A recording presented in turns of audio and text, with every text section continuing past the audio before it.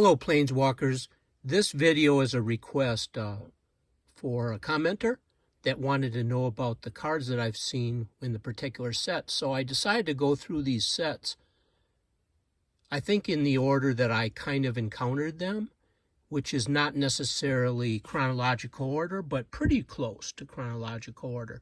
So the first set that I was familiar with from Friday Night Magic was Magic Origins, and I was given a little 30-card deck as a starter, which is about half of a deck. And I think actually they might have given me two of them so I could mix two colors together. And the cards that I always wanted from Magic Origins were the ones that became Planeswalkers when you flipped them. And I have 0 of those cards right now. I've always wanted them and never been able to get them. I just need to go and buy them all, and that way I'll have them, because those were the cards that I always wanted to have. I was familiar with the Theros block because I bought these acrylic boxes, and I like the boxes as much as I like the cards in them.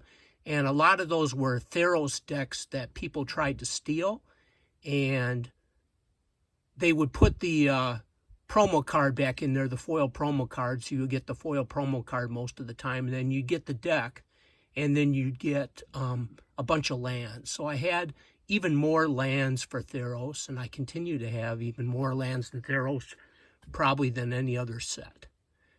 So I had a friend that played the Theros block, and he played 5-color decks, which is really hard to work. But I think the reason they did that, just thinking about it today, is he probably wanted to have all 5 of the gods and have a chance of getting a god out, because once you had a god out, since they were indestructible, you were probably going to win, I imagine, is what his thinking was.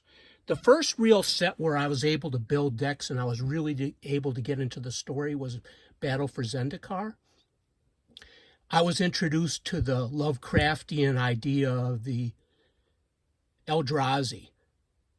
And I got Ulamog, I think in one of the fat packs, as bundles were called at that time. I got Ulamog, so I was really excited. And I was building decks for the different colors of Eldrazi and then supplementing those colors with colorless decks. And I was thinking that the colorless was a 6-color of Magic, and I was all excited about the Wastelands and all that. And then came in Magic Origin. And then came in, not Magic Origins, then came in, I'll find it here in a minute.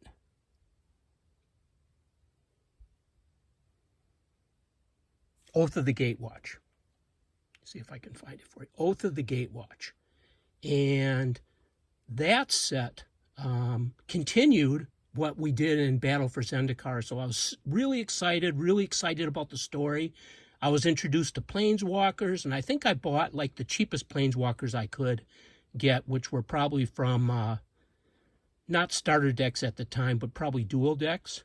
I was able to buy pretty much all the Planeswalkers that were in the game for about $5 because they came from the dual decks. So that was pretty exciting for me.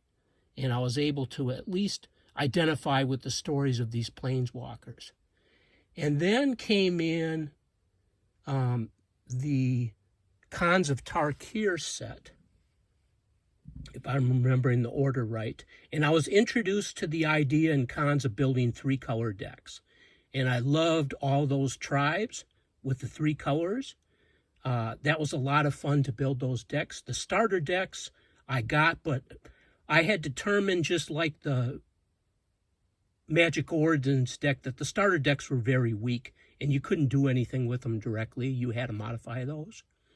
Then the next set was Fate Reforged, which was just kind of a continuation of the Khans of Tarkir. And then things got really exciting for me when we got into Dragons of Tarkir. When we got into Dragons of Tarkir, not only could I start building 2-color decks, which were a lot easier to build and more powerful, but I got the dragons. And I got all the dragons and built decks around them and started building commander decks with dragons, because I like the idea of having decks with only one of each card and not four of each card. I like the idea of seeing more different cards in there and playing with the different dynamics. So that's something that's continued pretty much to this day. And then, if I'm remembering the order correct, and I'm probably going to skip the core sets and the master sets. The core sets I collected at the time, but they weren't as great for me because there was no story, and it was harder for me to build decks out of reprints than it was something that was integrated into a story and a set in a particular realm. So the next set that I remember after that was Shadows over Innistrad. And I was so excited for Shadows over Innistrad. Let's see if I can find it in the camera here. I can see it. Okay, there we go. I was so excited about Shadows over Innistrad because I love vampires and zombies and that kind of stuff. I was introduced to vampires in Battle for Zendikar, along with the core, which was another tribe that I just absolutely loved. So I was familiar with vampires, and I was familiar with Sorin, and then we actually got to travel to Sorin's plane, and I was so excited to be able to build those decks. And then it continued with Eldritch Moon. And I was able to get the third. There was Kozilek in Oath of the Gatewatch, and then I was able to get the third Eldrazi, Emrakul, in Eldritch Moon, and I was so excited about that. And I was really getting into Liliana as a Planeswalker and everything, and I was so excited about what she was doing with the zombies, and it was really, really great. And there was werewolves too, which I just absolutely love, so I was really, really excited about that. Now, I may be missing a set, but I believe the next set that came up was Amonkhet.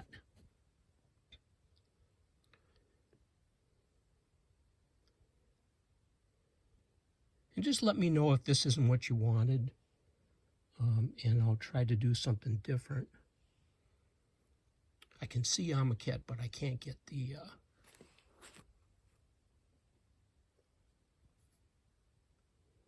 camera on it. There it is. Okay, Amonkhet. So I was really excited about the Planeswalker Nicol Bolas, and I started really getting into that, buying the dual decks and stuff that had the different Planeswalkers, and Nicol Bolas was one of them. I really loved the idea of the zombies instead of just being black zombies. I had been introduced to blue zombies. They were kind of water zombies, I believe, if I'm remembering correctly, on Innistrad. But I was introduced to white zombies, and I really liked the idea of those two clashing colors of white and black and building decks with white zombies. That was so much fun. I really also really, really loved all the little tokens where you could put the tokens on things and they could do different things depending on whether they were, I can't remember the name of it, immortalized or not. Okay, made part of Nicol Bolas's army. And that was very, very exciting. And then that was followed up with Hour of Devastation. Hour of Devastation might have actually been the first booster box that I bought, because before that I kind of bought just the bundles, which they called fat packs at the time, because I just couldn't really pay $80 for like a box of cards. But I had finally realized the benefit of doing that, and paying 15 cents a card was a big benefit to me at that time. So Hour of Devastation continued the very, very rich realm of Amonkhet, which I just absolutely loved. One of my biggest regrets is that I didn't, while they were still cheap, go and buy a box of Amonkhet, a booster box of Amonkhet, because I'm probably a little bit low on some of those cards. The next place that we went was Kaladesh, and I liked it. I liked the artifact. Let's see if I can find it for you. I'm just having a real challenge with trying to find these boxes in the camera because it's just a little bit off for me. There it is, Kaladesh. Okay.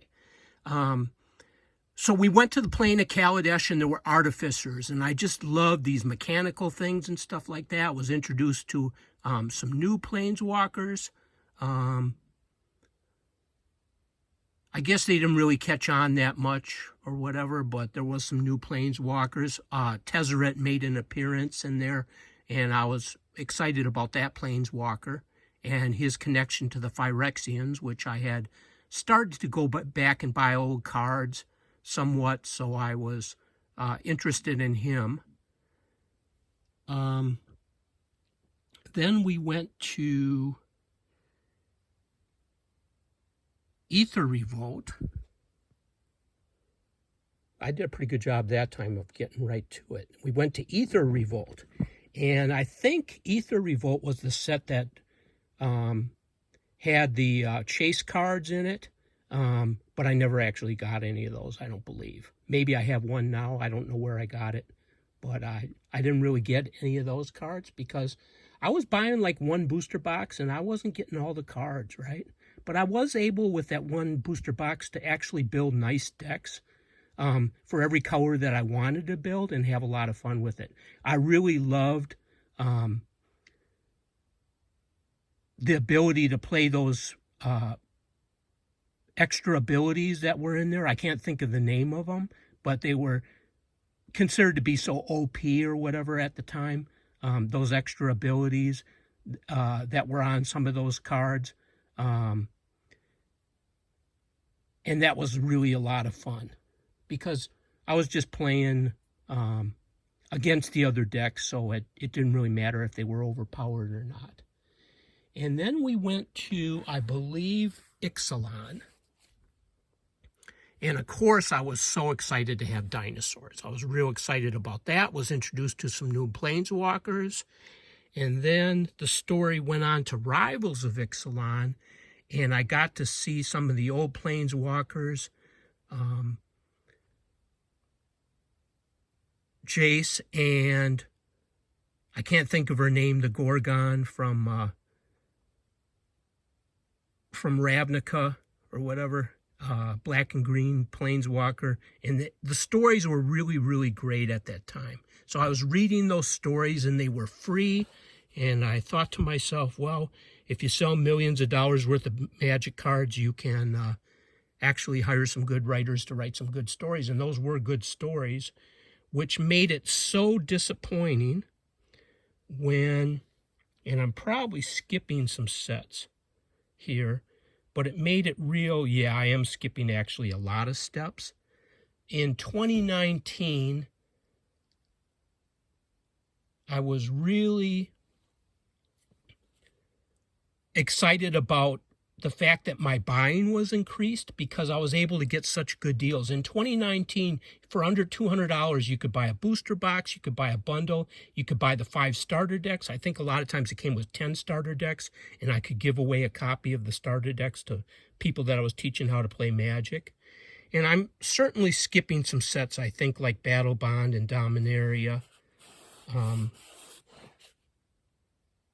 But the set I remember being kind of a little bit disappointed with was Theros Beyond Death. And there was no real story to that. So there was Elspeth, a planeswalker that I just absolutely loved from Theros. Not originally from Theros, but she was on Theros at the time. Was killed and then restored to life, however that life was, by another, by a god, a different god than the one that killed her.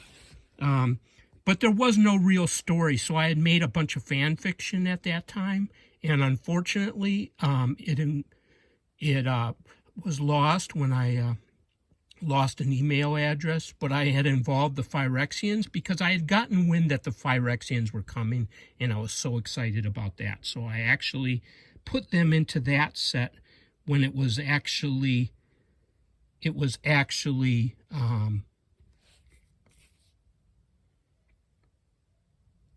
the return to Zendikar Rising. Sorry about the pause. Zendikar Rising before they actually started talking about Phyrexians again. And then there was Throne of Eldraine. I've said this before, but I was actually able to build decks with Throne of Eldraine. There was somewhat of a story, I believe, at that time, or at least more than Theros Beyond Death of a story, but it was still kind of lacking.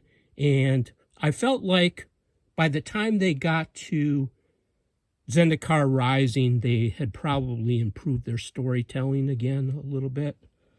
Okay, then we went through the Ravnica sets. I love that because I had some of the cards from the old Ravnica sets. There was Ikoria.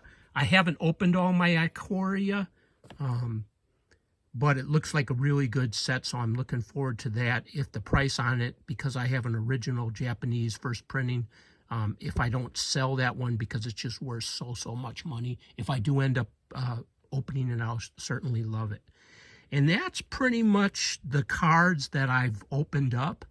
After that, they had gone to too many foils with the set boxes, and too much special things made nothing special. So that's kind of where I really stopped and just really went back retro and started building the old decks and buying bulk and individual cards for that. So I hope that's what you wanted. Let me know if it's not, commenter, and I will certainly make another video. Thanks, Planeswalkers.